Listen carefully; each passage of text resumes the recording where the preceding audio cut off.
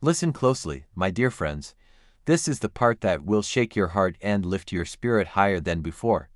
Just when Chike had started winning back trust after 8 long years, the biggest storm of his life crashed down. The man who once denied his own son now faced fire, flood, and fear.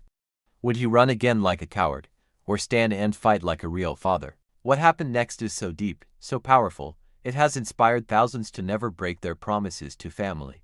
Stay with me till the end. This lesson will change how you see love forever. 6 months had passed since Chike returned to the quiet village of Green Valley. Every morning he woke before the sun, worked beside Ada on the farm, and spent evenings teaching Emeka how to carve wooden toys. Slowly, the boy began to smile at him. Sometimes Emeka even said "Papa" in a soft voice. Ada's heart was warming too, but deep inside she still carried tiny scars of pain. Can a broken promise ever be fully mended? She wondered at night. Then the trouble began. The rains that usually fed the green hills stopped completely. The river shrank to a thin stream. The cassava and maize plants turned brown and dry. Food became scarce. Families ate only once a day. Children cried from hunger. Ada's small farm suffered the worst.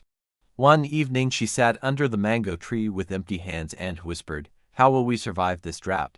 Chike did not run. Instead, he worked even harder. He dug deeper wells with his bare hands until his palms bled. He walked miles to the next village to trade his only city shoes for a sack of beans. At night he stayed awake praying, "God, give me strength to be the father I should have been." But hunger tested him badly. One day an old friend from the city passed through and whispered, "Chike, come back with me. There is good money in the big city.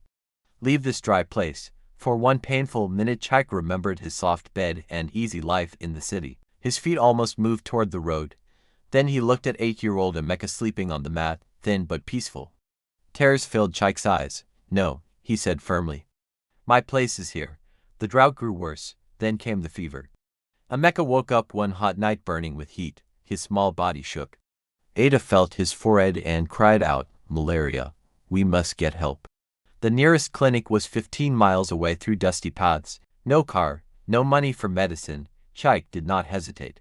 He wrapped Emeka in a clean cloth, carried him on his back, and started walking in the scorching sun. Ada followed with a small gourd of water. Every step hurt. Sweat poured down Chike's face. Emeka whispered weakly, "Papa, I'm scared."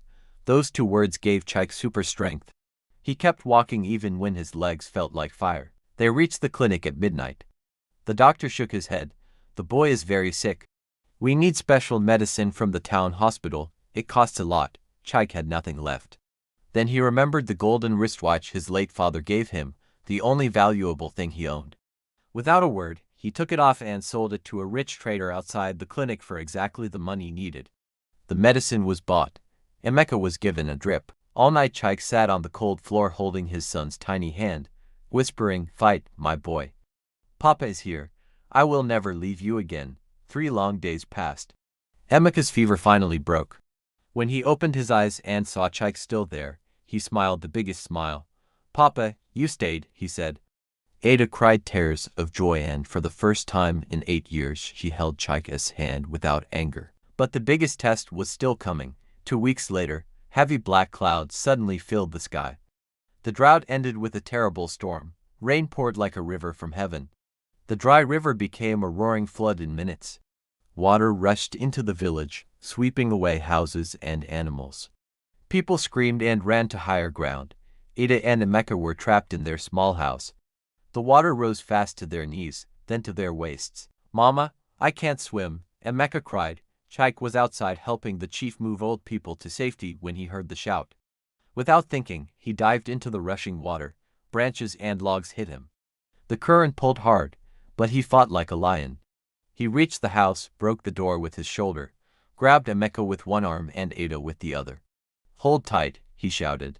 The water was now up to his neck. Step by step, coughing and struggling, he carried them through the flood to the hill where the village had gathered. Just as they reached safety, a huge wave knocked Chike down. He disappeared under the brown water. The villagers screamed. Ada fell to her knees crying, "Chike!" "No," Emeka shouted, "Papa." For almost a minute nobody saw him. Then Chike's head broke the surface. He was alive. The strong current had pushed him to a tree root. He climbed out, bruised and bleeding, but smiling. That night, around a big fire on the hill, the whole village gathered. Papa, as the chief stood up with his walking stick, "Today we saw a true man," he said. "Chike, you denied your child once, but today you gave your life for him. You have paid the full price of fatherhood." The people clapped and cheered. Ada looked at Chike with new eyes, eyes full of respect and love. Emeka hugged his father tight and said loudly so everyone could hear, "This is my real papa." From that day, the family became stronger than ever. Chike and Ada planted new crops together when the floodwaters went down. Emeka grew taller and wiser, knowing he had both a mother's endless love and a father who proved he would never run again. The village called their story the storm that forged a family. My dear friends, this deeper part teaches us something even stronger. Real change is not just words or small efforts. Real change is proven when storms come, when hunger bites, when sickness knocks, when floodwaters rise. A father who stays through pain becomes a hero. A mother who opens her heart again shows the greatest courage.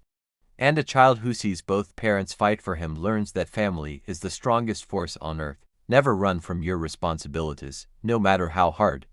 The love you build after mistakes can shine brighter than any love that was easy. Forgive when true change is shown. Stand and fight for your family, because the greatest treasure is not money or city life.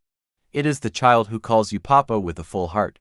This powerful story is from Gotti's Folktale Lessons. Subscribe to Gotti's Folktale Lessons right now for more deep, inspiring folktales that will lift your spirit and teach you how to live better. Like, share, and turn on notifications so you never miss the next chapter. Thank you for watching.